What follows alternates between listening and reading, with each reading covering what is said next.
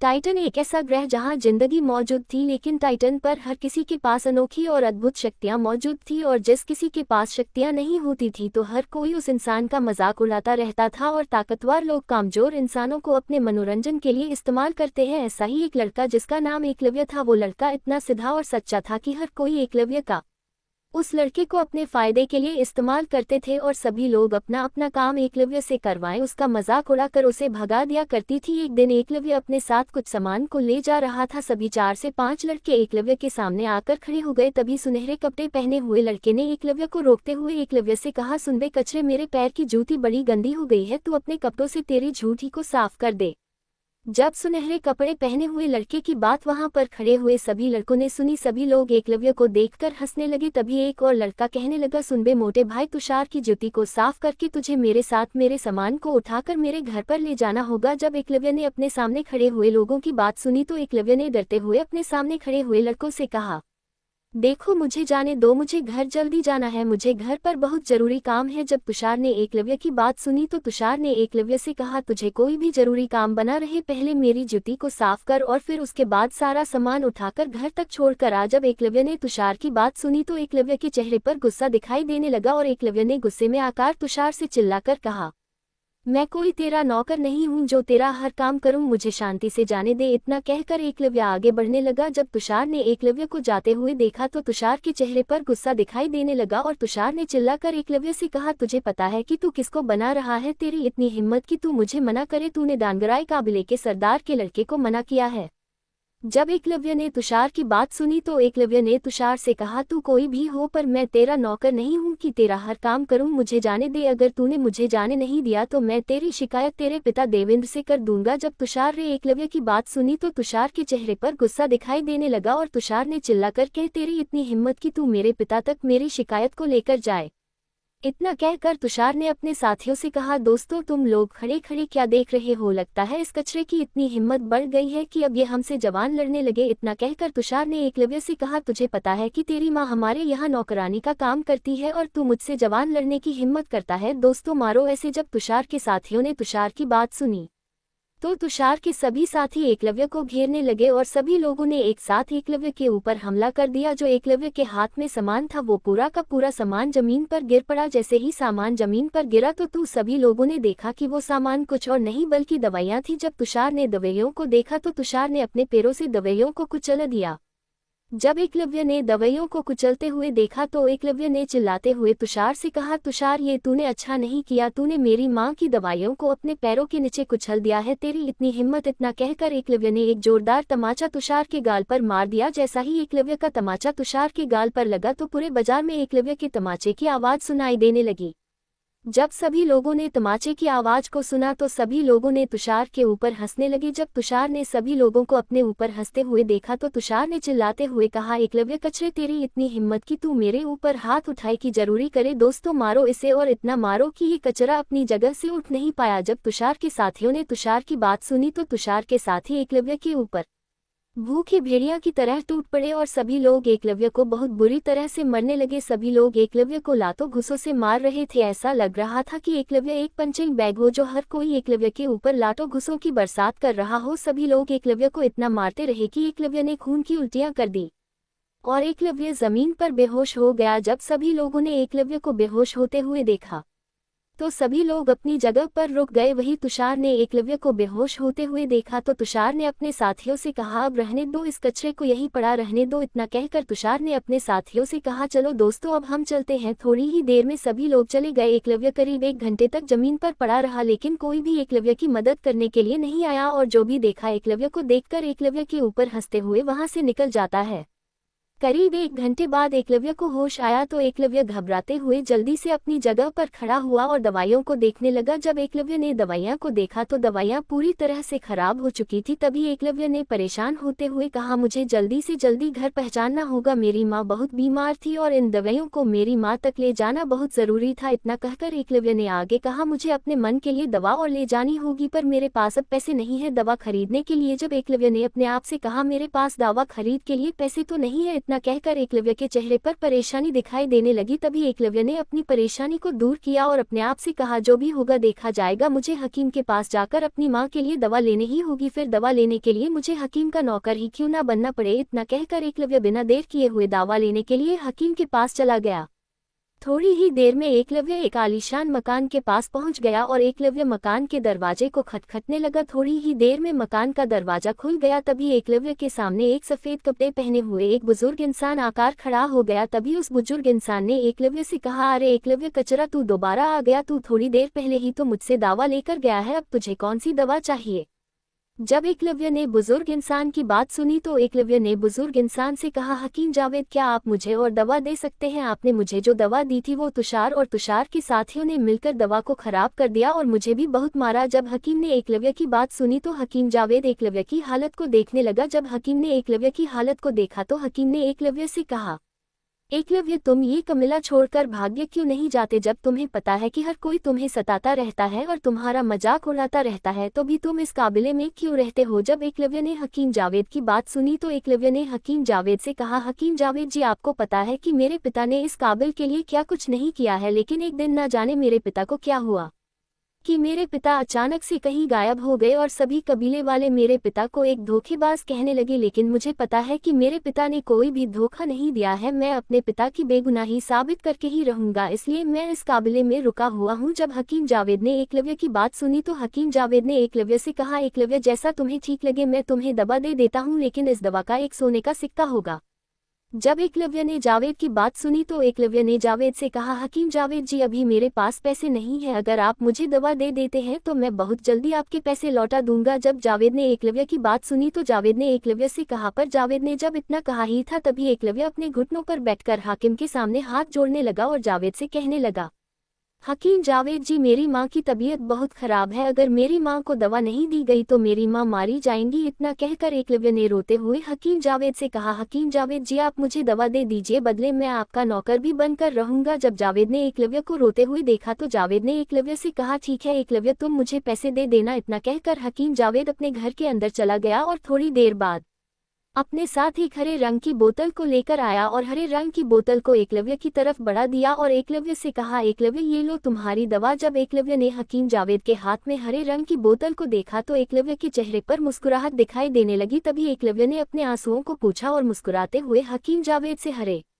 रंग की बोतल को ले लिया और हकीम जावेद का शुक्रिया अदा करके बिना देर किए हुए तेजी से अपने घर की तरफ निकल गया। थोड़ी ही देर में एकलव्य अपने घर के पास पहुंचा। एकलव्य को बिना देर किए हुए अपने घर के अंदर चला गया और अपनी मां को बुलाने लगा। तभी एकलव्य ने कहा, मां, मैं आ गया, लेकिन एकलव्य की मां ने एकलव्य को कोई भी जवाब नहीं दिया। थोड़ी ही देर में एकलव्य अपने मां के कमरे में पहुंच गया। तभी एकलव्य ने देखा कि उसकी मां बिस्तर पर पड़ी हुई है और एकलव्य की मां की सांसें भी बंद हो चुकी हैं। जब एकलव्य ने अपनी मां की सांसों को बंद देखा तो एकलव्य ने चिल्लाकर कहा, मां, तुम ठीक हो? इतना कहकर एकलव्य तेजी से दौड़कर अपनी मां के पास पहुंच गया और अपनी मां को अपने हाथों से हिलाने लगा, लेकिन एकलव्य की मां अब बिल्कुल शांत हो चुकी थी। एकलव्य जोर जोर से अपनी मां को पुकार रहा था और एकलव्य बहुत बुरी तरह से रो भी रहा था। एकलव्य करीब आधे घंटे तक अपनी मां के सीने पर सर रखकर रोता रहा। तभी एकलव्य गुस्से में चिल्लाकर अपनी जगह से खड़ा हुआ और चिल्लाते हुए एकलव्य ने कहा, तुषार, मैं तुझे जिंदा नहीं छोड़ूंगा, तेरी वजह से आज मेरी मां इस दुनिया में नहीं है और तुझे भी कोई हक नहीं है इस दुनिया में रहने का, मैं तुझे जिंदा नहीं छोड़ूंगा। इतना कहकर एकलव्य अपनी मां को देखने लगा। तभी एकलव्य ने अपने आंसुओं को पोंछा और अपनी मां का अंतिम संस्कार करने के लिए तैयारियां करने लगा। थोड़ी ही देर में एकलव्य ने अपनी मां को दफनाया और एकलव्य अपनी मां की कब्र के पास ही बैठ गया। एकलव्य करीब आधे दिन तक अपनी मां की कब्र के पास बैठा रहा। तभी एकलव्य अपनी जगह से खड़ा हुआ और सीधा काबिले की तरफ बढ़ाने लगा। थोड़ी ही देर में एकलव्य काबिले के बजा में पहुंच गया। तभी एकलव्य अपने हाथ में लकड़ी का मोटा सा डंडा लेकर तुषार को ढूंढने लगा। तभी तुषार एक होटल के बाहर अकेला बैठा हुआ था और तुषार होटल के बाहर बैठकर खाना खा रहा था। जब एकलव्य ने तुषार को देखा तो एकलव्य तेजी से तुषार के ऊपर हमला करने के लिए तुषार की तरफ बढ़ गया। थोड़ी ही देर में एकलव्य तुषार के पास पहुंच गया। तभी एकलव्य ने बिना देर किए हुए तुषार के सर पर हमला कर दिया। जैसे ही एकलव्य का हमला तुषार के सार से टकराया तो तुषार जमीन पर जाकर गिरा और तुषार के सार से खून निकलने लगा। तभी तुषार ने चिल्लाकर कहा कि किसकी हिम्मत हो गई जिसने मेरे ऊपर हमला करने की जरूरत है। इतना कहकर तुषार जोर जोर से चिल्लाने लगा, कहाँ हो तुम लोग, कोई मेरे ऊपर हमला कर रहा है। जब तुषार चिल्ला रहा था तभी एकलव्य ने तुषार के ऊपर हमला शुरू कर दिया। एकलव्य लगातार तुषार के ऊपर हमला करता जा रहा था। एकलव्य ने तुषार के ऊपर इतने हमले कर दिए कि तुषार अब बोलने की भी हालत में नहीं रहा। तभी एकलव्य ने चिल्लाकर कहा, तेरी वजह से आज मेरी माँ इस दुनिया में नहीं है। इतना कहकर एकलव्य ने चिल्लाकर कहा, तो तुझे भी इस दुनिया में रहने का कोई हक नहीं है। इतना कहकर एकलव्य ने तुषार के सर को निशाना बनाकर तुषार के सर के ऊपर मोटी लकड़ी से हमला कर दिया। लेकिन जब एकलव्य का हमला तुषार के सार से टकराता उसका पहला तुषार के साथी आ गए और एकलव्य के ऊपर अपनी शक्तियों से हमला कर दिया। तभी तुषार के एक साथी की शक्तियां एकलव्य की लकड़ी से टकरा गई और एकलव्य की लकड़ी दूर जाकर गिरी। तभी तुषार के साथियों ने चिल्लाकर कहा, कचरे तेरी इतनी हिम्मत कि तू हमारे दोस्त तुषार के ऊपर हमला करने की जरूरत है। इतना कहकर सभी लोग तुषार की तरफ देखने लगे। जब सभी लोगों ने तुषार की हालत देखी तो सभी लोगों के चेहरे पर डर और गुस्सा दिखाई देने लगा। तभी लाल कपड़े पहने हुए लड़के ने डरते हुए कहा, अगर तुषार की हालत तुषार के पिता ने देख ली तो तुषार के पिता हम लोगों को सजा देंगे। तभी तुषार के साथियों ने जब लाल कपड़े पहने हुए लड़के की बात सुनी तो सभी लोग डरने लगे। तभी सभी लोगों की नज़र एकलव्य के ऊपर हुई तो लाल कपड़े पहने हुए लड़के ने सभी साथियों से कहा, अगर हमें तुषार के पिता की सजा से बचाना है तो हमें एकलव्य को जान से मरना होगा। इतना कहकर लाल कपड़े पहने हुए लड़के ने सभी साथियों से कहा, तो हम लोग खड़े खड़े देख क्या रहे हैं, चलो चलकर इस कचरे का नामो निशान मिटा देते हैं। इतना कहकर सभी लोग तेजी से एकलव्य को जान से मारने के लिए एकलव्य की तरफ बढ़ाने लगे। जब एकलव्य ने इतने सारे लोगों को अपनी तरफ आते हुए देखा तो एकलव्य के चेहरे पर डर दिखाई देने लगा और एकलव्य तेजी से भगाने लगा। जब सभी लोग एकलव्य को मरने के लिए एकलव्य के पीछे पड़े तो एकलव्य अपनी जान बचाकर भगाने लगा। एकलव्य अपनी जान बचाने के लिए जंगलों की तरफ भाग गया और तुषार के साथी भी एकलव्य का पीछा करते करते जंगल में आ गए। एकलव्य अपनी पूरी रफ्तार से आगे भाग जा रहा था। तभी एकलव्य एक पहाड़ी के ऊपर पहुंच गया। जैसे ही एकलव्य पहाड़ी के ऊपर पहुंचा तभी अचानक एकलव्य का रास्ता बंद हो गया और एकलव्य के सामने एक खाई नजर आने लगी। जब एकलव्य को खाई नजर आई तभी अचानक तुषार के भी साथी पहाड़ी के ऊपर पहुंच गए। जब तुषार के साथ भी उन्हें एकलव्य को रुकता हुआ देखा तो सभी लोग जोर जोर से हंसने लगे और एकलव्य से कहने लगे, कचरे अब तू यहाँ से बचकर कहाँ जाएगा, अब तो तेरी मौत निश्चित है। जब एकलव्य ने सभी लोगों की बात सुनी तो एकलव्य के चेहरे पर थोड़ा डर दिखाई देने लगा और एकलव्य अपने भगाने के लिए कोई रास्ता खोजने लगा, लेकिन एकलव्य को कोई भी रास्ता नजर नहीं आ रहा था। तभी लाल कपड़े पहने हुए लड़के ने चिल्लाते हुए अपने साथियों से कहा, हम लोग खड़े खड़े क्या कर रहे हैं, चलो इस कचरे का आज यहीं पर अंतिम संस्कार कर देते हैं, चलो चलते हैं। इतना कहकर 5 से 6 लड़के तेजी से एकलव्य की तरफ जाने लगे। जब एकलव्य ने सभी लोगों को अपनी तरफ आते हुए देखा तो एकलव्य भी अपने डर को दूर करके लड़ने के लिए तैयार हो गया और एकलव्य ने अपने मन में कहा, जब ये लोग मुझे जान से मारना चाहते हैं तो मैं अपने साथ 1 या 2 लोगों को मार कर ही मारूंगा। जब एकलव्य इतना कह रहा था तभी अचानक लाल कपड़े पहने हुए लड़के ने अपने शरीर से पीले रंग की शक्तियों को बाहर निकाला और दूर से ही एकलव्य के ऊपर हमला कर दिया। जब एकलव्य ने लाल कपड़े पहने हुए लड़के की शक्तियों को देखा तो एकलव्य अपने मन में कहने लगा, मर गया, मैंने तो सोचा था कि ये लोग मेरे पास आकर लड़ेंगे, लेकिन इन सभी लोगों ने मुझमें पर दूर से ही हमला करना शुरू कर दिया है। जब एकलव्य अपने मन में सभी के बारे में सोच रहा था तब अचानक लाल कपड़े पहने हुए लड़के की शक्तियां एकलव्य से टकरा गई। जैसे ही लाल कपड़े पहने हुए लड़के की शक्तियां एकलव्य से टकराई तो एकलव्य उल्टा हुआ सीधे पहाड़ी के नीचे जाने लगा। जब सभी लोगों ने यह नजारा देखा तो सभी लोगों के चेहरों पर मुस्कुराहट दिखाई देने लगी और सभी लोग खुश होते हुए तेजी से पहाड़ी के किनारे पर आकर एकलव्य को गिरता हुआ देखने लगे। तभी लाल कपड़े पहने हुए लड़के ने हंसते हुए अपने साथियों से कहा, इस कचरे का यही हाल होना था, इस कचरे ने हमारे छोटे सरदार पर हाथ उठाने की जरूरत है, अब मार। जब सभी लोग एकलव्य को खाई में गिरते हुए देख रहे थे तभी दूसरी तरफ एक शानदार इमारत के अंदर एक इंसान गुस्से से चिल्ला रहा था, किसकी हिम्मत हो गई इतनी कि वो मेरे बेटे पर हाथ उठाने की जरूरत करे।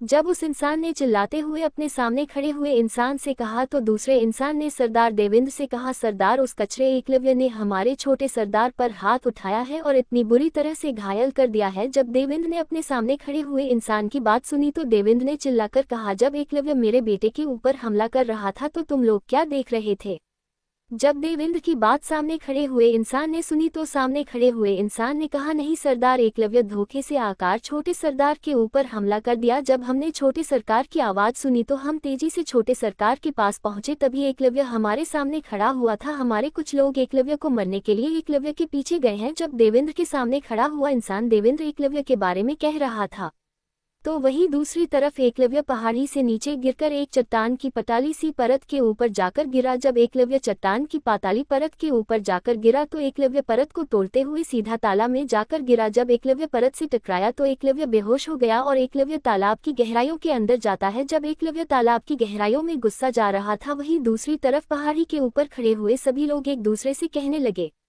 लगता है कचरे का काम तमाम हो चुका है, चलो हम लोग चलकर अपने छोटे सरदार की हालत देखते हैं और सभी को इस बारे में बताते हैं। इतना कहकर सभी लोग तेजी से पहाड़ी से जाने लगे। जब सभी लोग पहाड़ी से जा रहे थे तो वहीं दूसरी तरफ एकलव्य तालाब की गहराइयों में जाता जा रहा था। तभी अचानक तालाब की गहराइयों में एक सुनहरा रंग का पत्थर सुनहरी रोशनी के साथ चमक रहा था। तभी एकलव्य सिद्ध जेकर सुनहरी रंग के पत्थर से जेकर टकरा गया। जैसे ही एकलव्य सुनहरे रंग के पत्थर से टकराया तभी अचानक सुनहरी रंग के पत्थर से सुनहरी रोशनियां निकलने लगी और सुनहरी रंग की रोशनी सीधे एकलव्य के शरीर के अंदर जाने लगी। जैसे ही सुनहरे रंग की रोशनी एकलव्य के शरीर के अंदर गई तो अचानक एकलव्य ने एक झटके में अपनी आंखें खोल ली। जैसे ही एकलव्य ने अपनी आंखें खोली तो पानी के कारण एकलव्य सांस नहीं ले पा रहा था और एकलव्य पानी के अंदर ही तड़पने लगा।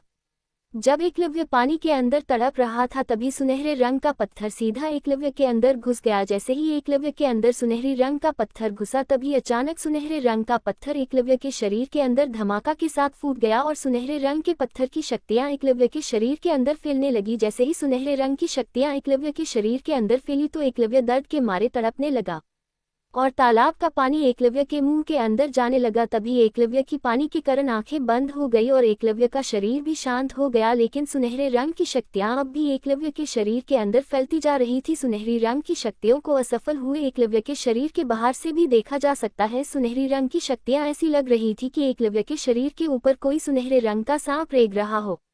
थोड़ी देर तक सुनहरे रंग की शक्तियां एकलव्य के शरीर के ऊपर असफल रही। तभी अचानक एक सुनहरे रंग की चमचमाती शक्ति सीधे एकलव्य की आध्यात्मिक शक्तियों से जाकर मिल गई। जैसी ही एकलव्य की आध्यात्मिक शक्तियों से सुनहरे रंग की शक्तियां मिली तभी अचानक एकलव्य एक झटका के साथ ऊपर उठने लगा। जब एकलव्य ऊपर आ रहा था तभी दूसरी तरफ देवेंद्र अपनी सभी सुरक्षाकर्मियों पर चिल्ला रहे थे। तभी अचानक हकीम जावेद देवेंद्र के पास आया और देवेंद्र से कहने लगा, सरदार देवेंद्र जी, अब छोटे सरदार तुषार बिल्कुल ठीक है, बस छोटे सरदार तुषार को आराम करने की जरूरत है। जब जावेद देवेंद्र से तुषार के बारे में कह रहा था तभी अचानक तुषार के सभी साथी देवेंद्र के पास आ गए और तुषार के सभी साथियों ने देवेंद्र के सामने अपने हाथ जोड़े और देवेंद्र से कहा, सरदार जी, हमने कचरे एकलव्य को जान से मार दिया है जिसने हमारे छोटे सरदार के ऊपर हाथ उठाने की जरूरत की थी।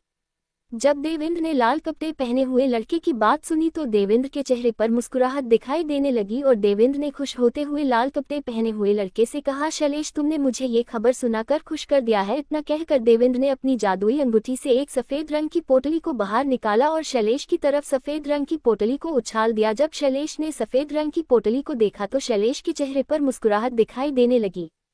तभी शैलेश और बाकी सभी लोगों ने अपने हाथ जोड़े और देवेंद्र के सामने अपना सारा झुकने लगे। तभी शैलेश ने कहा, सरदार जी, अब हमारे दोस्त छोटे सरदार क्या ठीक हैं? जब देवेंद्र ने शैलेश की बात सुनी तो देवेंद्र ने शैलेश से कहा, अब तुषार ठीक है। जब देवेंद्र और शैलेश आपस में बात कर रहे थे तभी जावेद ने देवेंद्र से कहा, क्या आप लोगों ने एकलव्य को जान से मार दिया है?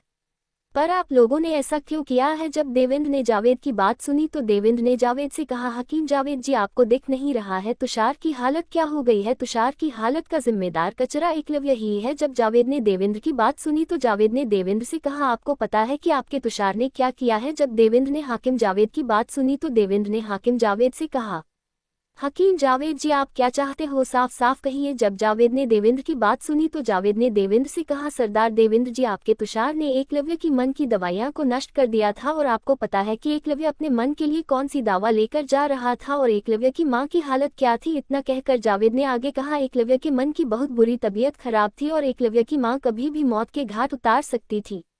मुझे तो लगता है एकलव्य ने तुषार पर हमला इसलिए किया है, एकलव्य की मां अब इस दुनिया में नहीं रह रही है, इसलिए एकलव्य ने तो सर पर हमला करने की जरूरत की होगी, वरना एकलव्य किसी से ऊंची आवाज में बात भी नहीं कर सकता, तो हमला करने की क्या जरूरत है? जब देवेंद्र ने जावेद की बात सुनी तो देवेंद्र ने हंसते हुए कहा, जावेद से कहा, तो क्या हुआ अगर कोई मर गया हो, लेकिन उस कचरे ने मेरे बेटे पर हाथ उठाने की जरूरत की थी, इसलिए उसे कचरे को मारना तो था। इतना कहकर देवेंद्र और बाकी सभी लोग जोर जोर से हंसने लगे। जब जावेद ने देवेंद्र और सबको हंसते हुए देखा तो जावेद ने देवेंद्र से कहा, अच्छा सरदार देवेंद्र जी, अब मैं चलता हूँ। इतना कहकर जावेद बिना देर किए हुए देवेंद्र के घर से चला गया। जब जावेद जा रहा था तभी दूसरी तरफ एकलव्य एक किनारे पर बेहोश पड़ा हुआ था। तभी अचानक एकलव्य जोर जोर से हंसने लगा और एकलव्य के मुंह से पानी भी निकलने लगा। तभी एकलव्य ने अपनी आंखें खोली और धीरे धीरे खड़ा होने लगा। जब एकलव्य खड़ा हुआ तो एकलव्य को अपने शरीर के अंदर अलग बदलाव महसूस हुआ। तभी एकलव्य ने देखा कि पहले एकलव्य बहुत मोटा हुआ करता था, अब एकलव्य का शरीर बहुत ही आकर्षक लगने लगा। जब एकलव्य ने अपने शरीर को देखा तो एकलव्य ने अपने शरीर को अपने हाथों से छूने लगा और एकलव्य अपनी आंखों को भी छूने लगा।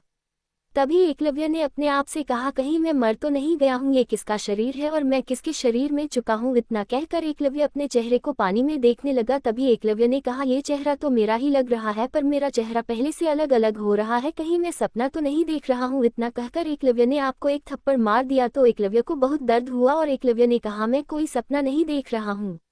जब एकलव्य अपने आप से अपने शरीर में बदलाव होते हुए देख रहा था तभी अचानक एकलव्य के सामने एक धुंधली सुनहरे रंग की परछाई दिखाई देने लगी। तभी धुंधली परछाई ने एकलव्य से कहा, लड़के तुम्हें इतना परेशान होने की जरूरत नहीं है, जो तुम्हारे शरीर के अंदर बदलाव हुआ है वो मेरी शक्तियों की वजह से हुआ है। जब एकलव्य ने धुंधली सुनहरे रंग की परछाई को देखा तो एकलव्य ने डरते हुए कहा, आप कौन हो।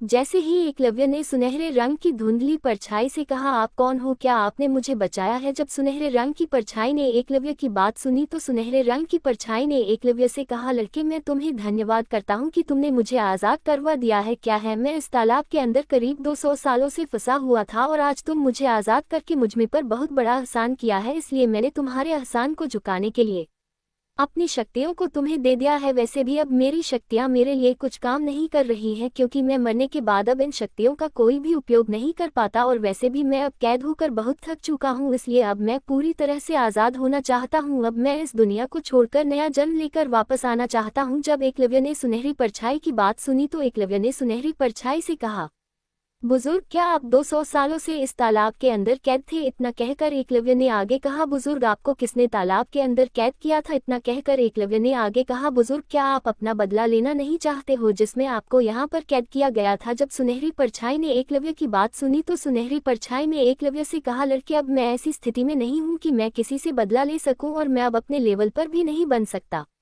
लेवल बढ़ाने के लिए किसी के साथ उसका शरीर होना चाहिए, पर मेरे पास तो मेरा शरीर ही नहीं है, तो मैं कैसे अपना बदला किसी से लूंगा। इतना कहकर सुनहरी रोशनी ने एकलव्य से कहा, लड़के मैंने तुम्हें अपनी शक्तियां दे दी है, लेकिन तुम इतनी कमजोर थे कि मेरी शक्तियां तुम्हारी अंधेरी शक्तियों को सही करने में हाय खर्च हो गई। लेकिन लड़के तुम चिंता मत करो, अब तुम्हारी शक्तियां दोबारा जागृत हो चुकी हैं और तुम अपनी ट्रेनिंग शुरू कर सकते हो। जैसे जैसे तुम अपनी ट्रेनिंग करते जाओगे वैसी वैसी तुम्हारी शक्तियां बढ़ती जाएंगी और तुम एक ताकतवर योद्धा बन जाओगे। इतना कहकर सुनहरे रंग की परछाई ने आगे कहा, लड़के तुम अपने हाथ में देखो। जब एकलव्य ने सुनहरी परछाई की बस में एकलव्य ने अपने हाथ में देखा तो एकलव्य के हाथ में एक काले रंग की अंगूठी दिखाई दे रही थी। जब एकलव्य काले रहते अंगूठी को देख रहा था तभी सुनहरे रंग की परछाई ने कहा, लड़के ये मेरी जादुई अंगूठी है और तुम्हें जादू अंगूठी के अंदर बहुत सी सामग्री मिल जाएगी जो तुम्हारी ट्रेनिंग करने में मदद करेगी। जब एकलव्य ने सुनहरी परछाई की बात सुने तो एकलव्य तुम्हारी से कहा, अच्छा जब आपने मुझे इतना सब कुछ दे ही दिया है तो आप अपना नाम तो बता दीजिए। जब सुनहरी रंग की परछाई ने एकलव्य की बात सुनी तो सुनहरी राखी परछाई ने एकलव्य से कहा, लड़के मेरा नाम धीरज है। इतना कहकर धीरज ने एकलव्य से कहा, लड़के और तुम्हारा नाम क्या है। जब एकलव्य ने धीरज की बात सुनी तो एकलव्य ने धीरज से कहा,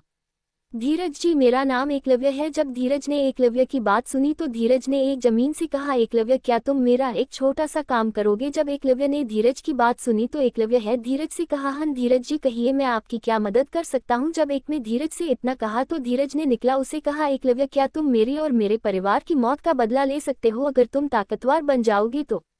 जब एकलव्य धीरज की बात सुनी तो एकलव्य ने अपने मन में कहा, मुझे धीरज जी की मदद करनी ही होगी क्योंकि धीरज जी ने मेरी बहुत मदद की है और मुझे मरने से भी बचाया है। इतना कहकर एकलव्य ने धीरज से कहा, हाँ धीरज जी मैं आपकी और आपके परिवार की मौत का बदला जरूर लूंगा, लेकिन मुझे बदला लेना कोई होगा, क्या आप मुझे बता सकते हैं। जब धीरज ने एकलव्य की बात सुनी तो धीरज ने एकलव्य से कहा, एकलव्य उस इंसान का नाम है साकेत जिसने मेरे परिवार और मुझे धोखे से जान से मारा है। साकेत मेरा ही छोटा भाई है जिसने खूनी दानवों से मिलकर हमारे परिवार के ऊपर हमला किया था, क्योंकि साकेत को हमारे राज्य की राजगद्दी चाहिए थी। जब एकलव्य ने धीरज की बात सुनी तो एकलव्य ने धीरज से कहा, धीरज जी आप क्या राजा थे? जब धीरज ने एकलव्य की बात सुनी तो धीरज ने एकलव्य से कहा, हाँ एकलव्य पूर्वी में इंद्रगढ़ राज्य का राजा था और मैं एक त्रिदेव लेबल का योद्धा था। जब एकलव्य ने त्रिदेव लेबल का नाम सुना तो एकलव्य के शरीर पर पसीना दिखाई देने लगा और एकलव्य ने कपती हुई आवाज में कहा, त्रिदेव लेबल तो बहुत बड़ी लेवल होती है। जब धीरज ने एकलव्य की बात सुनी तो धीरज के चेहरे पर मुस्कुराहट दिखाई देने लगी। तभी धीरज ने एकलव्य से कहा, लड़के तुम अभी सुन लेवल पर हो, यही तुम्हें त्रिदेव लेवल तुम्हें बहुत बड़ा लेवल लग रही है। एक बार तुम अपनी शक्तियों को बढ़ा लो तो तुम्हें त्रिदेव लेवल बहुत मामूली सी लगेगी। इतना कहकर धीरज ने एकलव्य से कहा, अच्छा एकलव्य अब मैं चलता हूँ, मेरी मुक्ति का वक्त आ चुका है। इतना कहकर धीरज ने आगे कहा, अच्छा एकलव्य तुम मेरे काम को जरूर पूरा करना, अगर तुमने मेरे काम को पूरा कर दिया तो मेरी आत्मा को बहुत खुशी होगी। इतना कहकर धीरज की परछाई धीरे धीरे धुंधली दिखने लगी और थोड़ी सी देर में धीरज की परछाई पूरी तरह से गायब हो गई है। जब एकलव्य ने धीरज की आत्मा को गायब होते देखा तो एकलव्य ने एक लंबी सांस खींची और काले रंग की अंगूठी को देखने लगा। तभी एकलव्य काले रंग की अंगूठी के अंदर जितना भी सामान रखा था उसे बाहर निकलने लगा। थोड़ी ही देर में एकलव्य ने सभी सामान जादू अंगूठी से बाहर निकाल दिया। तभी एकलव्य ने देखा कि जादू अंगूठी के अंदर करीब 100 से ज्यादा सभी तरह की पोटली दिखाई दे रही थी और जादू अंगूठी के अंदर एक सफेद रंग की तलवार भी दिख रही थी और जादू अंगूठी के अंदर एक सुनहरे रंग का कवच भी दिखाई दे रहा था और जादू अंगूठी के अंदर करीब 50 से ज्यादा रंग बिरंगी कांच की बोतलें दिखाई दे रही थी और जादू अंगूठी के अंदर एक काले रंग की किताब भी दिखाई दे रही थी और काले रंग की किताब पर लिखा था हकीम बनने के तरीके। जब एकलव्य किताब पर लिखा हुआ देखा तो एकलव्य के चेहरे पर मुस्कुराहट दिखाई देने लगी और एकलव्य ने आगे देखा कि करीब 6 से 7 कागज के टुकड़े भी जादुई अंगूठी के अंदर राखी हुई दिखाई दे रही थी। तभी एकलव्य ने एक कागज का टुकड़ा खोला और एकलव्य कागज के टुकड़े में पढ़ने लगा, हमला करने की रफ्तार। जब एकलव्य ने कागज में इतना पढ़ा तो एकलव्य ने कहा, ये तो तकनीक है और वो भी इतनी सारी, अगर मैं इन तकनीकों की कीमत के बारे में अंदाजा लगाऊं तो मेरी उम्मीद से भी ज्यादा किस्मत होगी सभी तकनीकों की। इतना कहकर एक लड़की सफेद रंग की कोठी पर हो गई। तभी एकलव्य ने एक पोटली को उठाया और पोटली को खोलकर देखने लगा। तभी एकलव्य ने देखा कि पोटली के अंदर बहुत सी सोने की सिक्के दिखाई दे रही थी। तभी एकलव्य में कहा, इतनी सारी सोने की। जब एकलव्य ने इतने सारे सोने के सिक्के देखे तो एकलव्य के चेहरे पर मुस्कुराहट दिखाई देने लगी और एकलव्य ने गुस्से में आकर चिल्ला कर कहा, तुषार और देवेंद्र अब तुम लोग जितनी सांस ले सकते हो ले लो, क्योंकि अब तुम्हारी मौत आने वाली है। इतना कहकर एकलव्य ने अपनी मुट्ठियों को कस लिया और अपने दांतों को पीसने लगा। जब एकलव्य ने चिल्लाते हुए कहा, तुषार मैं कुछ दिनों बाद वापस आऊंगा और मैं अपनी मां की मौत का बदला तुझसे लूंगा। इतना कहकर एकलव्य ने अपने दांतों को पीसा और मक्खियों को कस लिया। तभी एकलव्य ने अपने हाथ में पकड़े हुए कागज के टुकड़े को और मुस्कुराए हुए अपने आप से कहने लगा, मुझे तकनीक को सिखाना होगा और मुझे ट्रेनिंग शुरू कर देनी होगी। इतना क्या कर एकलव्य कागज के टुकड़े अंदर पड़ने लगा। तभी एकलव्य ने कागज के अंदर पड़ा, हमला करने की रफ्तार को सिखाने के लिए हम अपनी शक्तियों को इकट्ठा करके पूरे शरीर के अंदर फैलाना होता है और जब शक्तियां पूरे शरीर के अंदर फेल हो जाएं तो अपनी रफ्तार पर काबू करके अपने दुश्मन पर हमला करना होता है। अगर आपका हमला दुश्मन से टकरा गया तो दुश्मन एक ही झटके में इतनी बुरी तरह से घायल हो जाएगा कि आपका दुश्मन उतने के लायक भी नहीं रहेगा।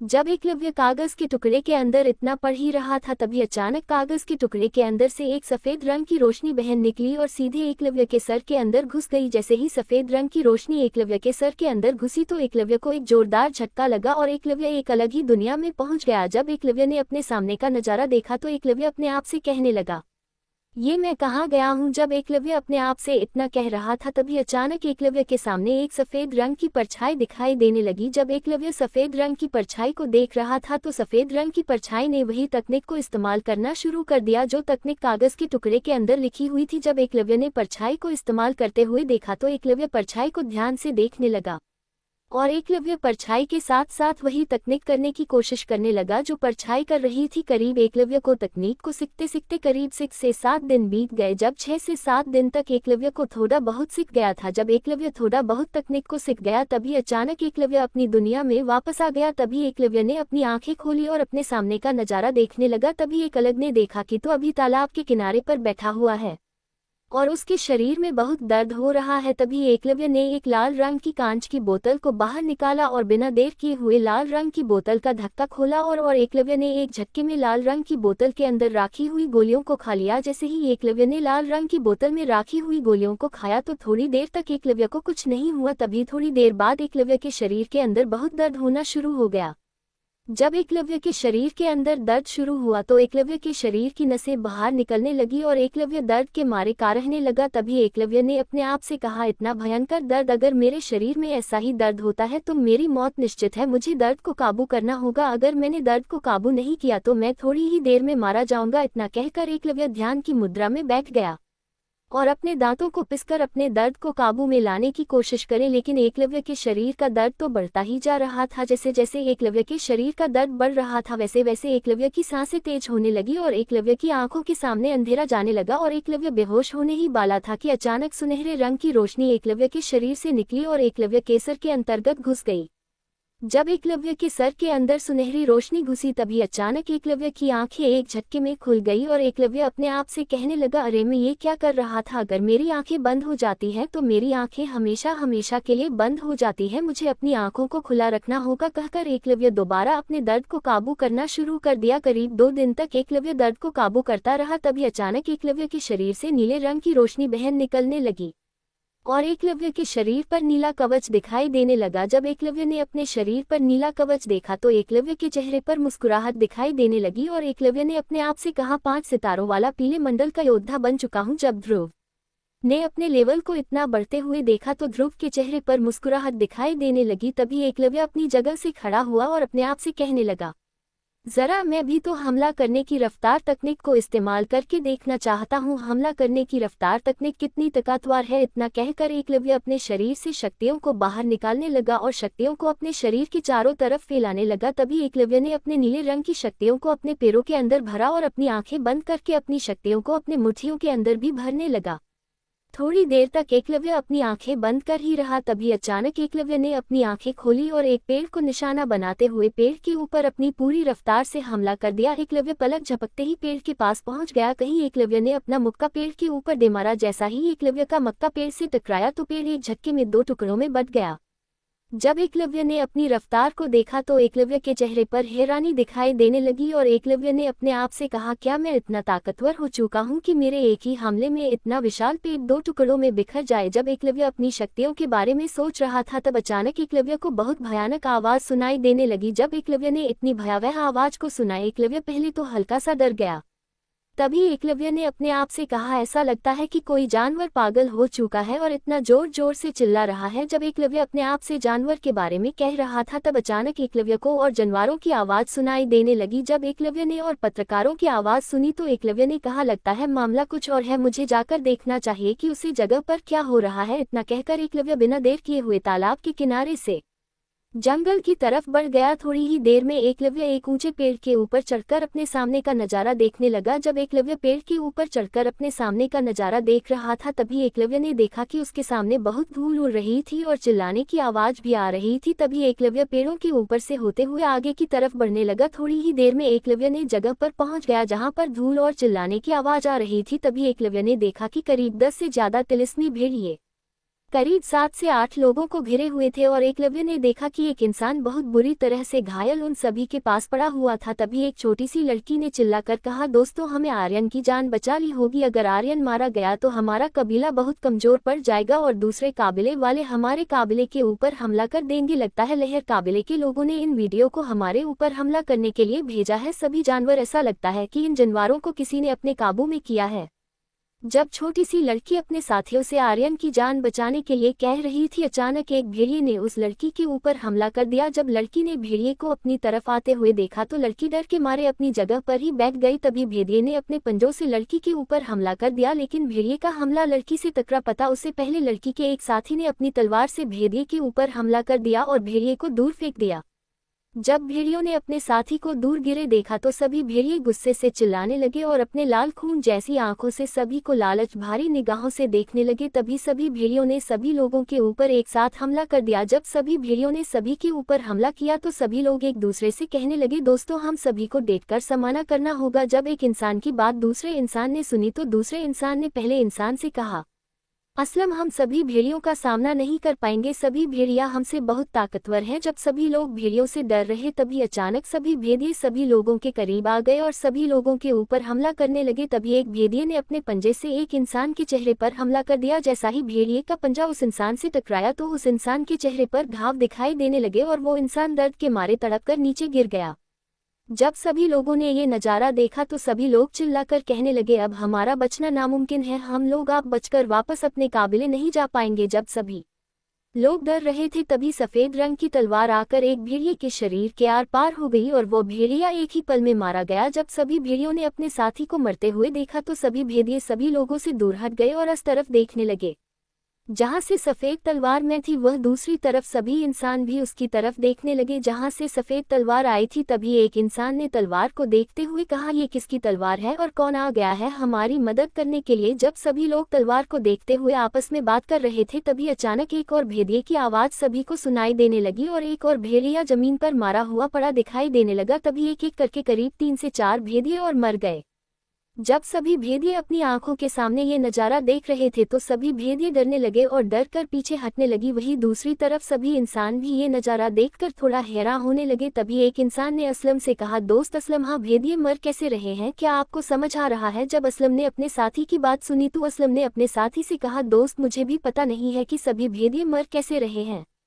जब असलम अपने साथी से ये सब कह रहा था तभी एक लाल रंग का भेड़िया जिसके शरीर पर बर्फीले कांटे निकले हुए दिखाई दे रहे थे वह सभी अपने सभी भेड़ियों से घुराते हुए सभी लोगों के ऊपर हमला करने का आदेश देने लगा, लेकिन सभी भेड़िए डर के मारे आगे नहीं बढ़ रहे। तभी लाल रंग के भेड़िए ने गुस्से से चिल्लाकर एक भेड़िए के ऊपर हमला कर दिया। जब बाकी भेड़ियों ने ये नज़ारा देखा तो सभी भेड़िए और डरने लगे और सभी भेड़िया इंसानों के ऊपर हमला करने के लिए दोबारा तैयार हो गए। जैसे ही सभी भेड़िया इंसानों के ऊपर हमला करने के लिए तैयार हुए तभी अचानक सभी भेड़ियों ने इंसानों के ऊपर हमला कर दिया, लेकिन सभी भेड़िया आगे बढ़ पाते उससे पहले एक काले कपड़े पहना हुआ इंसान सभी भेड़ियों और इंसान के बीच आकर खड़ा हो गया। जब सभी लोगों ने काले कपड़े पहने हुए इंसान को आते हुए देखा तो सभी लोग आपस में बात करने लगे, ये कौन है काले कपड़े पहने हुआ इंसान, क्या यही हमारी मदद कर रहे थे। जब सभी लोग काले कपड़े पहने हुए इंसान के बारे में सोच रहे थे वहीं दूसरी तरफ सभी भेड़िया काले कपड़े पहने हुए इंसान को देखकर डर रहे थे। तभी काले कपड़े पहने हुए इंसान ने अपने सफेद रंग की तलवार को अपने हाथ में पकड़ा और पलक झपकते ही एक एक करके सभी भेड़ियों को जान से मरने लगा। थोड़ी ही देर में काले कपड़े पहने हुए इंसान ने सभी भेड़ियों को जान से मार दिया। जब सभी लोगों ने यह नज़ारा देखा तो सभी लोगों के चेहरों पर मुस्कुराहट दिखाई देने लगी। वहीं दूसरी तरफ लाल रंग का भेड़िया अपने चेहरे पर गुस्सा लाते हुए काले कपड़े पहने हुए इंसान को देखकर गुस्से से दहाड़ने लगा। जब काले कपड़े पहने हुए इंसान ने लाल रंग के भेड़िए को गुस्से से दहाड़ते हुए देखा तो काले कपड़े पहने हुए इंसान ने अपनी तलवार को हवा में 2 बार घुमा दिया और लाल रंग के भेड़िए को देखने लगा। तभी लाल रंग के भेड़िए ने बिना देर किए हुए काले कपड़े पहने हुए इंसान के ऊपर हमला करने के लिए आगे बढ़ गया। थोड़ी ही देर में लाल रंग का वीडियो काले कपड़े पहने हुए इंसान के पास गया और लाल रंग के भेड़िए ने बर्फीले नुकीले पंजों से हमला कर दिया। जब काले कपड़े पहने हुए इंसान ने भेड़िए का हमला आते हुए देखा तो काले कपड़े पहने हुए इंसान पलक झपकते ही अपनी जगह से हट गया, लेकिन लाल रंग का भेड़िया कोई मामूली भेड़िया नहीं था। लाल रंग का वीडियो अभी पलक झपकते ही अपनी जगह से गायब होकर उसे जगह पहन गया जहां पर काले कपड़ा पहना हुआ इंसान जाकर खड़ा हुआ था।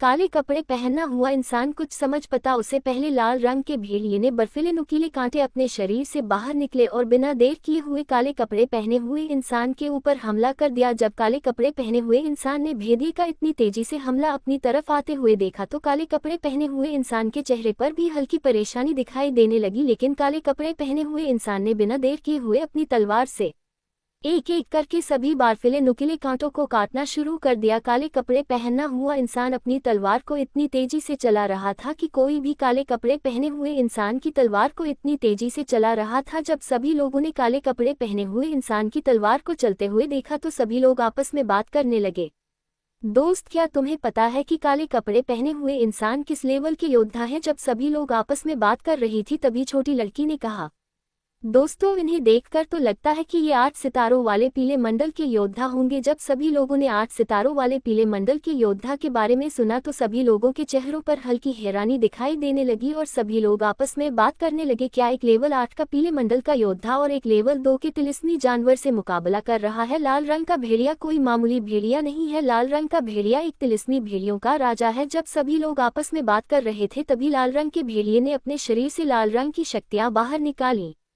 और अपने सामने लाल रंग का गोला तैयार करने लगा। जब सभी लोगों ने लाल रंग के भेदिए को अपना हमला तैयार करते हुए देखा तो सभी लोग आपस में बात करने लगे, अरे लाल रंग के भेदिए ने अपना सबसे ताकतवर हमला शुरू कर दिया है। इतना कहकर असलम ने चिल्लाते हुए सभी से कहा, क्या हमें काले कपड़े पहनने चाहिए, इंसान की मदद करने के लिए जाना चाहिए। अगर लाल रंग की भेड़िए ने काले कपड़े पहने हुए इंसान के ऊपर हमला कर दिया तो काले कपड़े पहने हुए इंसान एक ही झटके में मारे जाएंगे। जब असलम की बात छोटी लड़की ने सुनी तो छोटी लड़की ने सभी से कहा, दोस्तों हमें काले कपड़े पहने हुए दोस्त की मदद करने के लिए जाना होगा क्योंकि उन्हें हमारी बहुत मदद की है, अगर वह नहीं होते तो हम यहाँ पर ही मारे जाते। इतना कहकर छोटी लड़की सभी की तरफ मदद भरी निगाहों से देखने लगी। वहीं दूसरी तरफ जब सभी लोगों ने छोटी लड़की की बात सुनी तो सभी लोग थोड़ा सोच में पड़ गए।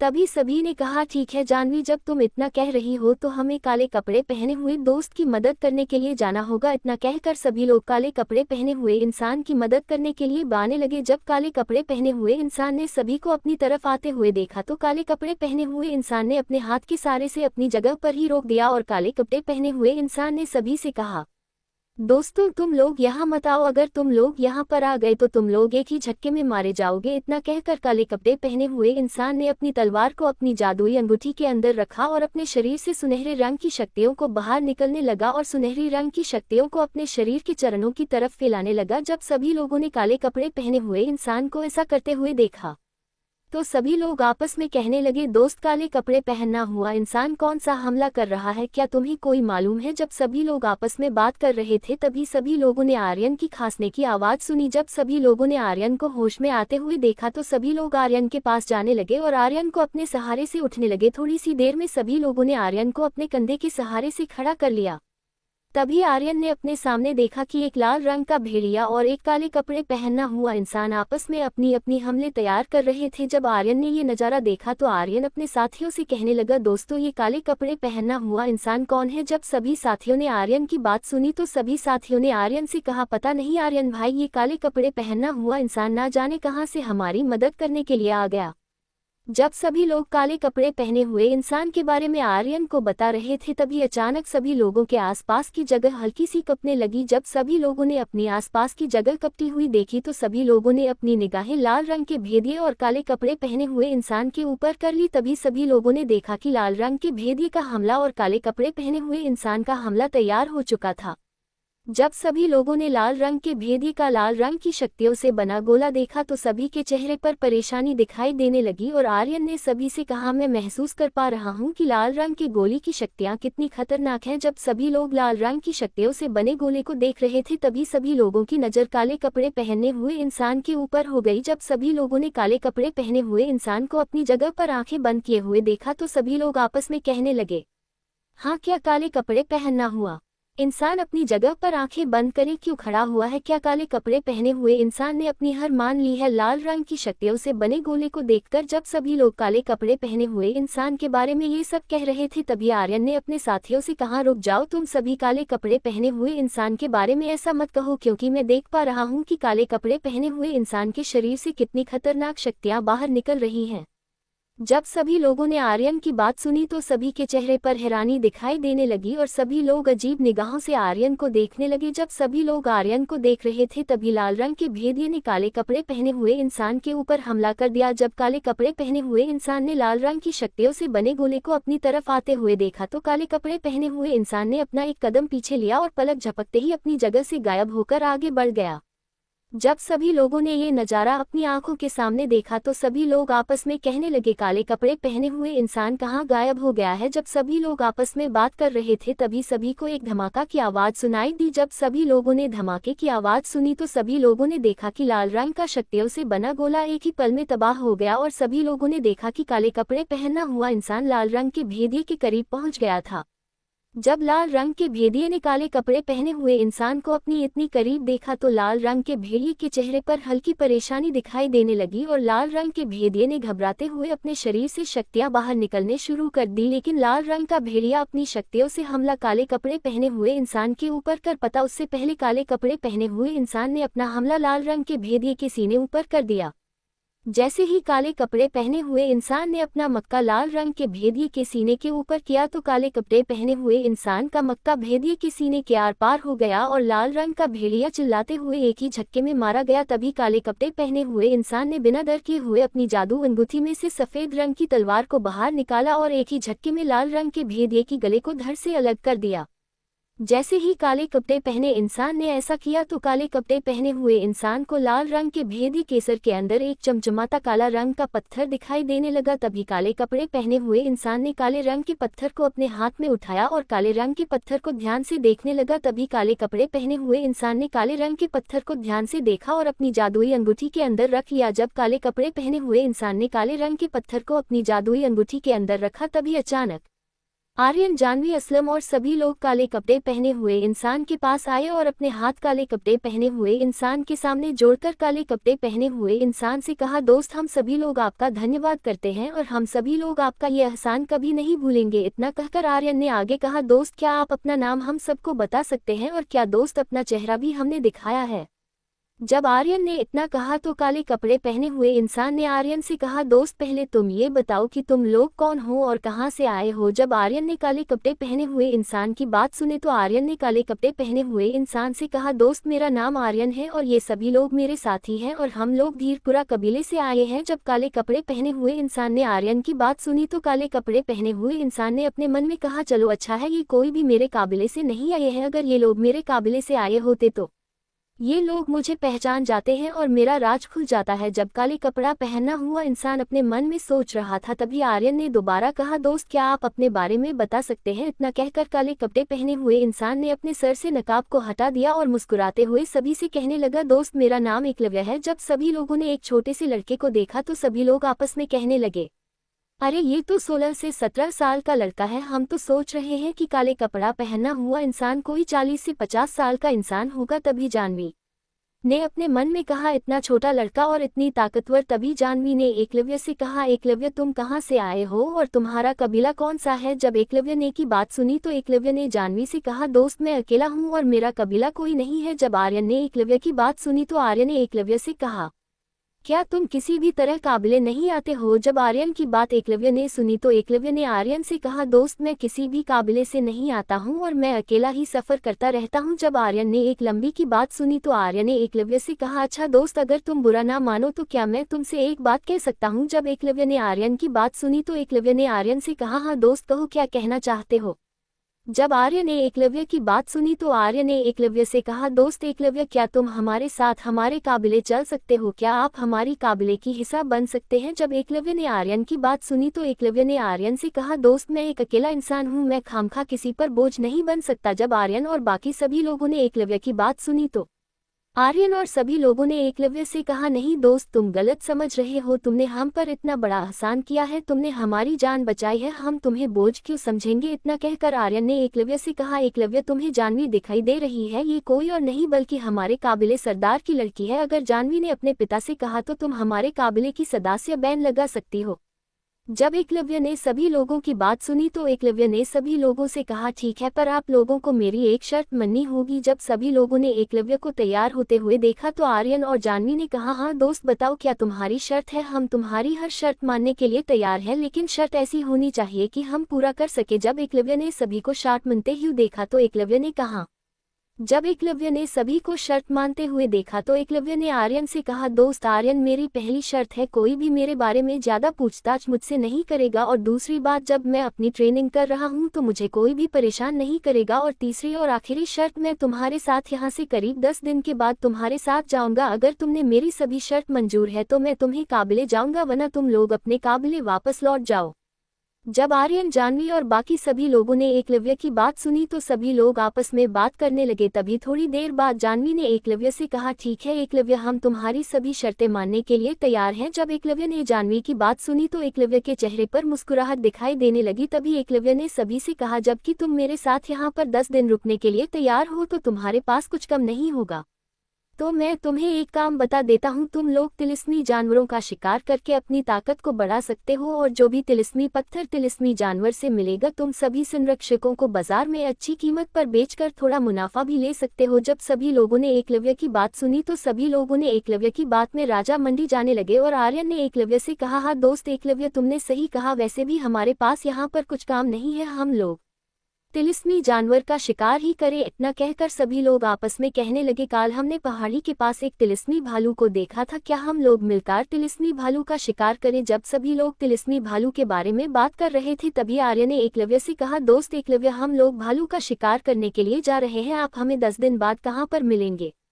जब एकलव्य ने आर्यन की बात सुनी तो एकलव्य ने आर्यन से कहा, दोस्त आर्यन, मैं 10 दिन बाद तुम्हें पूरब दिशा में एक तालाब मिलेगा, मैं तुम्हें वहीं पर मिलूंगा अपनी ट्रेनिंग करते हुए। जब सभी लोगों ने एकलव्य की बात सुनी तो सभी लोगों ने एकलव्य के सामने अपने हाथ जोड़े और मुस्कुराते हुए जंगल की तरफ चले गए। जब एकलव्य ने सभी को जाते हुए देखा तो एकलव्य ने बिना देर किए हुए लाल रंग के भेदिए की तरफ देखा और बिना देर किए हुए तालाब की तरफ चला गया। थोड़ी ही देर में एकलव्य तालाब के पास पहुंच गया। तभी एकलव्य ने अपनी जादुई अंगूठी के अंदर से काले रंग का पत्थर बाहर निकला और काले रंग के पत्थर को ध्यान से देखने लगा। तभी एकलव्य ने काले रंग के पत्थर को देखते हुए कहा, आज मेरे पास धीरज जी की शक्तियां नहीं होती तो मैं आज जरूर मारा जाता हूं। तभी एकलव्य ने अपने पास से लाल रंग की बोतल को बाहर निकाला और एक ही झटके में बोतल के अंदर भरा हुआ लिक्विड को पी गया। जब एकलव्य ने लाल रंग की बोतल का सारा लिक्विड पिया यहाँ तो एकलव्य के शरीर के अंदर फिर से तेज दर्द शुरू हो गया। तभी एकलव्य ने अपने पास से धीरज की जादुई अंगूठी के अंदर मिली हुई किताब को बाहर निकाला और काले रंग की किताब को खोलकर तिलिस्मी पत्थर के बारे में पढ़ने लगा। थोड़ी ही देर में एकलव्य उस पेज पर पहुंच गया जहां पर तिलिस्मी पत्थर के बारे में लिखा हुआ था। तभी एकलव्य ने आगे पढ़ा। तिलिस्मी पत्थर कई प्रकार के होते हैं। सबसे छोटा पत्थर लेवल 1 का तिलिस्मी पत्थर होता है जो कि एक सितारे वाले पीले मंडल के योद्धा के लिए बहुत कारीगर साबित होता है और लेवल 2 का पत्थर पहले मंडल लेवल 5 के ऊपर के योद्धा के लिए बहुत ही कारगर होता है। ऐसे ही बहुत से पत्थरों के बारे में एकलव्य पढ़ता जा रहा था। तभी एकलव्य ने सभी पत्थरों के बारे में पढ़ लिया और एकलव्य ने पत्थरों का इस्तेमाल करने के बारे में भी पढ़ लिया। तभी एकलव्य ध्यान की मुद्रा में बैठ गया और अपने दर्द को काबू में करने लगा। तभी एकलव्य ने अपनी शक्तियों की मदद से काले रंग के पत्थर को हवा में लटका दिया और अपनी आध्यात्मिक शक्तियों को काले रंग के पत्थर के अंदर भेजने लगा। जैसे ही एकलव्य की आध्यात्मिक शक्तियां तिलिस्मी पत्थर के अंदर गई तो तिलिस्मी पत्थर तेज रोशनी के साथ चमकने लगा। जब एकलव्य ने पत्थर को चमकते हुए देखा तो एकलव्य ने पत्थर की शक्तियों को अपने अंदर खींचना शुरू कर दिया। जब एकलव्य ने ऐसा किया तो एकलव्य के शरीर में और दर्द होने लगा और एकलव्य के नशे फूलने लगी। थोड़ी देर तक एकलव्य के शरीर में बहुत तेज दर्द होता रहा। तभी एकलव्य ने खून की उल्टियां कर दी, लेकिन एकलव्य ने अपने आप को संभाला और दोबारा तिलिस्मी पत्थर की शक्तियों को खींचने लगा। जब एकलव्य तिलिस्मी पत्थर की शक्तियों को खींच रहा था तभी अचानक एकलव्य की आंखों के सामने अंधेरा छाने लगा और एकलव्य बेहोश हो गया। जब एकलव्य बेहोश हुआ तभी अचानक एकलव्य के शरीर से सुनहरे रंग की शक्तियां बाहर निकली और एक परछाई में बदल गई। जब सुनहरी रंग की शक्तियां परछाई में बदली तो सुनहरी परछाई ने अपनी शक्तियों को एकलव्य के शरीर के अंदर भेजना शुरू कर दिया। जैसी ही सुनहरी शक्तियां एकलव्य के शरीर के अंदर गई तो अचानक एकलव्य एक झटके के साथ होश में आ गया। जब एकलव्य होश में आया तो एकलव्य ने देखा कि सुनहरे रंग की परछाई उसके सामने खड़ी हुई दिखाई दे रही थी। जब एकलव्य ने सुनहरी रंग की परछाई को ध्यान से देखा तो एकलव्य ने देखा कि वो परछाई किसी और की नहीं धीरज की थी। जब एकलव्य ने धीरज को अपने सामने खड़ा हुआ देखा तो एकलव्य ने धीरज से कहा, बुजुर्ग धीरज, आपकी परछाई तो गायब हो गई थी, फिर दोबारा मेरे सामने कैसे आ गई। जब धीरज ने एकलव्य की बात सुनी तो धीरज ने मुस्कुराते हुए एकलव्य से कहा, लड़के, जो तुमने मेरी परछाई देखी थी वो मेरी आध्यात्मिक शक्तियां थी, मैं देखना चाहता था कि तुम मेरी शक्तियों के काबिल हो या नहीं। इतना कहकर धीरज ने एकलव्य से आगे कहा, क्या मैं सही इंसान को अपनी शक्तियां सौंप रहा हूं, मैं तुम्हारी परीक्षा ले रहा था। जब एकलव्य ने धीरज की बात सुनी तो एकलव्य ने धीरज से कहा, तो बुजुर्ग धीरज, तो मैं आपकी परीक्षा में पास हुआ या नहीं। जब धीरज ने एकलव्य की बात सुनी तो धीरज ने एकलव्य से कहा, लड़के, तुम मेरी उम्मीद से ज्यादा भरोसामंद निकले, मैं सही हाथों में अपनी शक्तियों को सौंप रहा हूँ, ऐसा करते हुए मुझे बहुत खुशी हो रही है। इतना कहकर धीरज ने आगे कहा, लड़के अब मैं निश्चिंत हूँ कि मेरी शक्तियाँ गलत हाथों में नहीं जा रही हैं। इतना कहकर धीरज ने एकलव्य से आगे कहा, लड़के मैं तुम्हें अपनी शक्तियों को दे रहा हूँ, लेकिन तुम मेरी शक्तियों का सिर्फ एक ही बार उपयोग कर सकते हो। जब तुम्हारे ऊपर कोई खतरा आ जाए और तुम्हारी जान खतरे में पड़ जाए तब तो मेरी सब्जियों का उपयोग करना। इतना कहकर धीरज ने आगे कहा, लड़के अगर तुमने मेरी शक्तियों का बार बार उपयोग किया तो तुम मेरी शक्तियों के दबाव में आकर मारे जाओगे, क्योंकि तुम इतनी ताकतवर नहीं हो कि मेरी शक्तियों को काबू कर सको। इतना कहकर धीरज ने आगे कहा, लेकिन लड़के तुम परेशान मत हो, जैसे जैसे तुम ताकतवर होते जाओगे तुम मेरी शक्तियों को काबू करके और ताकतवर बन सकते हो। इतना कहकर धीरज ने एकलव्य से कहा, लड़के अब मैं चलता हूँ तो मेरी विरासत के सही उत्तराधिकारी हो। इतना कहकर धीरज ने अपना हाथ हवा में घुमाया तो धीरज के हाथ में एक सुनहरे रंग का गोला दिखाया देने लगा। तभी धीरज ने बिना देर किए हुए सुनहरी रंग के गोले को एकलव्य की तरह भेज दिया। जैसे ही एकलव्य ने सुनहरे रंग के गोले को अपनी तरफ आते हुए देखा तो एकलव्य ने बिना देर किए हुए अपने हाथ को आगे बढ़ा दिया और सुनहरी रंग का गोला एकलव्य के हाथ पर आकर रुक गया। तभी एकलव्य ने गोली के अंदर देखा तो एकलव्य को गोली के अंदर एक चाबी दिखाई देने लगी।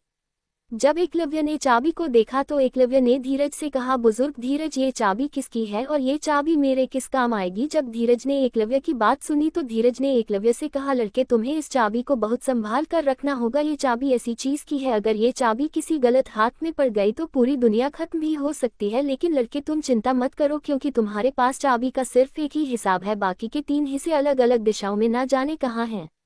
इतना कहकर धीरज ने आगे कहा, और हाँ लड़के तुम्हें चाबी को खूनी दानवों से बचाना होगा, क्योंकि खूनी दानव इसी चाबी के पीछे पड़े हुए हैं। और हाँ एकलव्य तुम इस चाबी के बारे में किसी से जिक्र मत करना, वरना तुम बहुत बड़े खतरे में आ जाओगे। इतना कहकर धीरज ने आगे कहा, अच्छा लड़के अब मैं चलता हूँ। इतना कहकर धीरज सुनहरी रोशनी के साथ बदलकर एकलव्य के शरीर के अंदर घुस गए। जब धीरज सुनहरी रोशनी में बदलकर एकलव्य के शरीर के अंदर गए तभी अचानक एकलव्य को किसी की आवाज सुनाई देने लगी।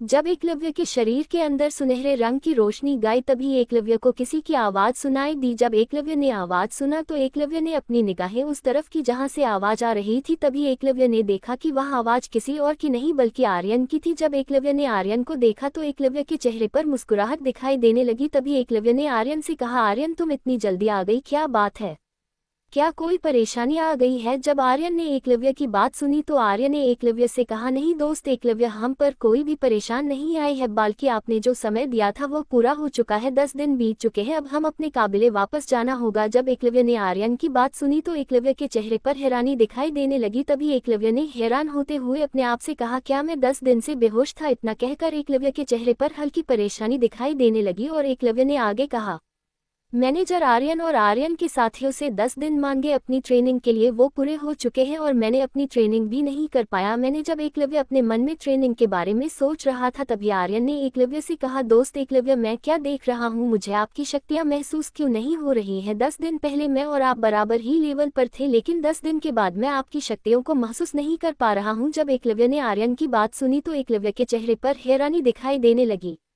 और एकलव्य बिना देर किए हुए अपनी शक्तियों की जांच करने लगा। तभी एकलव्य ने देखा उसकी आध्यात्मिक शक्तियों के अंदर 2 सितारे दिखाई दे रहे थे। तभी एकलव्य ने कहा, 2 सितारों वाला शूरवीर लेवल का योद्धा, मैं 2 सितारों वाला शूरवीर लेवल का योद्धा बन चुका हूं, पर कैसे, मैंने कोई भी ट्रेनिंग नहीं की है और गेट ट्रेनिंग के में 2 सितारों वाला शूरवीर लेवल का योद्धा कैसे बन सकता हूँ। जब एकलव्य अपनी शक्तियों के बारे में सोच रहा था तभी एकलव्य को बुजुर्ग धीरज की शक्तियों की याद आई और एकलव्य के चेहरे पर मुस्कुराहट दिखाई देने लगी। तभी एकलव्य मुस्कुराते हुए अपनी जगह से खड़ा हुआ और आर्यन से कहने लगा, ठीक है दोस्त, चलो हम लोग चलते हैं। इतना कहकर एकलव्य बिना देर किए हुए आर्यन के पास पहुंचा और आर्यन और एकलव्य तालाब के किनारे से चले गए। थोड़ी ही देर में एकलव्य और आर्यन बाकी साथियों के पास पहुंचे। तभी एकलव्य ने देखा कि आर्यन के साथी एक बहुत बड़े भालू को मारकर अपने पास रखे हुए थे।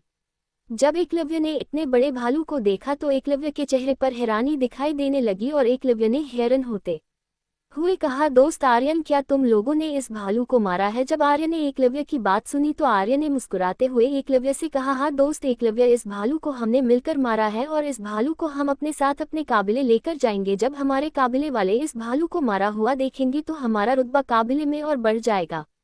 इतना कहकर आर्यन ने एकलव्य से कहा, अच्छा भाई एकलव्य चलो हम लोग चलते हैं, हमें देरी हो रही है, वैसे भी हम लोग बहुत दिनों से अपने काबिले से बाहर आए हैं, हमारे केबल वाले हमारे लिए परेशान हो रहे होंगे। जब एकलव्य ने आर्यन की बात सुनी तो एकलव्य ने आर्यन से कहा, ठीक है आर्यन चलो हम लोग चलते हैं। इतना कहकर आर्यन और बाकी सभी लोग अपनी काबिल की तरफ बढ़ गए। करीब आधा दिन गुजर जाने के बाद सभी को एक शहर नजर आया। जब सभी लोगों ने शहर को देखा तो जानवी ने आर्यन से कहा, आर्यन चलो हम लोग शहर में जाकर जंगल में मिली हुई चीजों को बेचकर कुछ खरीदते हैं, वैसे भी हमारे काबिले के अंदर बहुत सी चीजें हमें नहीं मिल पाती हैं। जब आर्यन ने जानवी की बात सुनी तो आर्यन ने सभी से कहा, दोस्तों क्या आप सभी लोग शहर में रुककर कुछ खरीदना चाहते हो या हम लोग सीधे कबिले चले। जब सभी लोगों ने आर्यन की बात सुनी तो सभी लोगों ने जानवी के साथ मिलकर कहा, हम सभी लोग शहर में जाकर कुछ खरीदना चाहते हैं और हम सभी लोगों को बहुत भूख भी लगती है, तो हम थोड़ी देर शहर में रुककर खाना भी खाना चाहते हैं। जब आर्यन ने सभी लोगों की बात सुनी तो आर्यन ने सभी से कहा, ठीक है चलो हम लोग चलकर शहर में कुछ खा लेते हैं और अपनी जरूरतमंद चीजों को भी खरीदते हैं। इतना कहकर आर्यन ने अपनी निगाहें एकलव्य के ऊपर किया। आर्यन ने एकलव्य से कहा, दोस्त एकलव्य कहीं आपको कोई दिक्कत तो नहीं है। जब एकलव्य में आर्यन की बात सुनी तो एकलव्य ने कहा, नहीं दोस्त आर्यन मुझे कोई भी दिक्कत नहीं है। जब सभी लोगों ने एकलव्य को भी तैयार होते देखा तो सभी लोग शहर के अंदर की तरफ बढ़ गए। थोड़ी सी देर में सभी लोग शहर के अंदर पहुंच गए। तभी जानवी में आर्यन से कहा, आर्यन चलो हम लोग मिलकर नीलामी घर देखते हैं और पहले अपना सामान बेचते हैं। जब सभी लोगों ने जानवी की बात सुनी तो सभी लोग नीलामी घर की तरफ बढ़ गए। तभी थोड़ी दूर चलने के बाद सभी लोगों को एक बहुत बड़ी इमारत दिखाई देने लगी और सभी लोग बिना देर किए हुए इमारत की तरफ बढ़ गए। थोड़ी ही देर में सभी लोग इमारत के अंदर पहुंच गए। तभी इमारत के अंदर सभी लोगों को एक काउंटर दिखाया दिया और इस्तेमाल काउंटर पर एक सफेद बालों वाला बुजुर्ग इंसान बैठा हुआ दिखाया दिया तो सभी लोग बुजुर्ग इंसान की तरफ बढ़ गए। जब सभी लोगों ने काउंटर के पास बैठे हुए बुजुर्ग को देखा तो सभी लोग बिना देर किए हुए तेजी से बुजुर्ग की तरफ बढ़ने लगे। थोड़ी ही देर में सभी लोग बुजुर्ग के पास पहुंच गए। तभी बुजुर्ग ने जब सभी लोगों को अपने पास आते हुए देखा तो बुजुर्ग ने सभी लोगों से कहा, तुम लोग कौन हो और यहाँ पर क्या करने के लिए आए हो। जब सभी लोगों ने बुजुर्ग की बात सुनी तो सभी लोगों ने बुजुर्ग के सामने अपने हाथ जोड़ी और बुजुर्ग से कहा, हम लोग मुसाफिर हैं और हम लोग आपके नीलामी घर में कुछ नीलम करने के लिए आए हैं, क्या आप बता सकते हैं क्या हमें उन सब की कीमत क्या मिलेगी। इतना कहकर आर्यन ने बिना देर किए हुए सभी की तरफ देखा और सभी से कहा, दोस्तों तुम्हारे पास जो भी है मिलन करने के लिए वह सब निकलकर बुजुर्ग के सामने रख दो। जब सभी लोगों ने आर्यन की बात सुनी तो सभी लोग अपनी जादुई अंगूठी के अंदर से अपना अपना सामान निकालने लगे। जब सभी लोग अपनी जादुई अंगूठी से सामान निकाल रहे थे तभी बुजुर्ग लालच भरी निगाहों से सभी की तरफ देख रहा था। थोड़ी ही देर में सभी लोगों ने अपनी जादुई अंगूठी से बहुत सारा सामान निकाल दिया। जब बुजुर्ग ने अपने सामने इतना सारा सामान देखा तो बुजुर्ग की आंखों में चमक दिखाई देने लगी। तभी बुजुर्ग की आंखों एक जगह पर रुक गई। तभी बुजुर्ग ने देखा कि करीब 4 लाल रंग के पत्थर और एक काली रंग का पत्थर उसे जगह पर रखा हुआ था। तभी बुजुर्ग ने बिना देर किए हुए अपना हाथ काले रंग के पत्थर की तरफ बढ़ा दिया। थोड़ी ही देर में बुजुर्ग ने काले रंग के पत्थर को अपने हाथ में उठाया और काले रंग के पत्थर को आसमान की तरफ ले जाकर ध्यान से देखने लगा। जब बुजुर्ग काले रंग के पत्थर को देख रहा था तभी बुजुर्ग के चेहरे पर मुस्कुराहट दिखाई देने लगी और बुजुर्ग इतनी खुश होते हुए कहा, लेवल 2 का तिलिस्मी पत्थर और लेवल 1 के 4 तिलिस्मी पत्थर और बहुत सारी जड़ी बूटियां और तिलिस्मी जानवरों की हड्डियां। इतना कहकर बुजुर्ग ने मुस्कुराते हुए आर्यन से कहा, दोस्त मैं तुम्हें इन सब की कीमत तो नहीं बता सकता, लेकिन थोड़ा सब्र करो, नीलामी के मालिक को मैं बुलाकर लाता हूं, तुम वही इन सब की कीमत बतागे। इतना कहकर बुजुर्ग अपनी जगह से खड़ा हुआ और बिना देर किए हुए नीलामी घर के अंदर चला गया। जब बुजुर्ग नीलामी घर के अंदर गया वहीं एकलव्य अपनी जादुई अंगूठी के अंदर कुछ ढूंढ रहा था। तभी एकलव्य ने अपनी जादू अंगूठी के अंदर एक रंग की तलवार को देखा और सफेद रंग की तलवार को बाहर निकाल लिया और सफेद रंग की सलवार के ऊपर चढ़ी हुई जंग को छूटने लगा। लेकिन एकलव्य की तलवार से जंग छूट नहीं रही थी। जब एकलव्य तलवार से जंग छुड़ा रहा था तब अचानक बुजुर्ग सभी के पास आया और सभी से कहने लगा, दोस्तों आप लोग कुर्सी पर बैठ जाइए,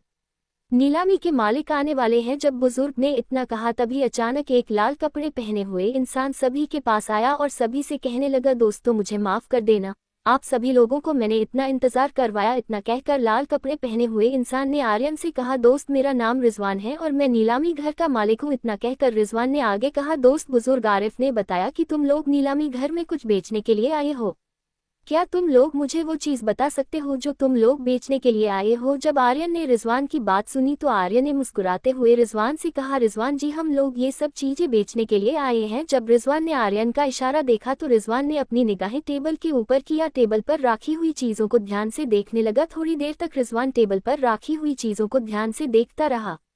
तभी रिजवान ने मुस्कुराया आर्यन से कहा, दोस्त तुम्हारी ये चीज़ तो बहुत ही कमाल की है। इतना कहकर रिजवान ने आगे कहा, खासकर रैंक 2 का तिलिस्मी पत्थर। इतना कहकर रिजवान ने आगे कहा, दोस्त मैं तुम्हें इन सब की कीमत दे सकता हूँ 500 सोने के सिक्के। जब आर्यन और बाकी सभी लोगों ने इतनी बड़ी किस्मत को सुना तो सभी लोगों के चेहरों पर मुस्कुराहट दिखाई देने लगी। आर्यन ने कहा, ठीक है, आप हमें 500 सोने के सिक्के दे सकते हैं इन सभी चीज़ों के बदले।